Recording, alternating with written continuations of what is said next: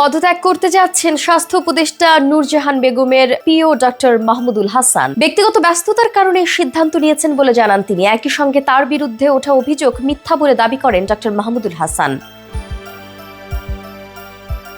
সম্প্রতি দুদকের প্রধান কার্যালয়ে জিজ্ঞাসাবাদ শেষে এসব কথা জানান তিনি।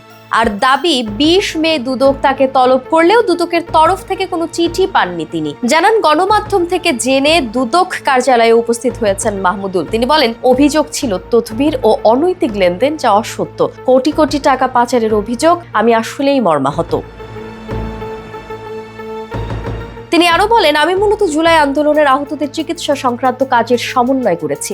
এখন পর্যন্ত ৪৭ জনকে বিদেশে চিকিৎসার জন্য পাঠানো হয়েছে। তিনি জানান, পদে না থাকলেও আহতদের চিকিৎসা সহায়তা অব্যাহত রাখবেন তিনি। এছাড়া পদত্যাগের বিষয়ে ডক্টর মাহমুদুল জানান, ব্যক্তিগত কারণেই আমি পদত্যাগ করতে চাই। এ বিষয়ে মাননীয় উপদেষ্টার কাছে আবেদন করবেন বলে জানান তিনি। এদিকে ১৫ মে দুদক থেকে তাদের বিরুদ্ধে তলবি চিঠি ইস্যু করা হয়। একই দিনে তলব করা হয় স্বাস্থ্য উপদেষ্টার সাবেক পিও তুহিন ফারাবীকেও। ২০ মে হাজির হওয়ার কথা থাকলেও একদিন পর ২১ মে উপস্থিত হন তারা। এর আগে ২৭ এপ্রিল মার্চ টু দুদক কর্মসূচির আওতায় যুব অধিকার পরিষদ দুর্নীতির অভিযোগ এনে দুদকে স্মারকলিপি জমা দেয়। একই সঙ্গে প্রায় একই ধরনের অভিযোগ আনেন হাইকোর্টের ২ আইনজীবীও।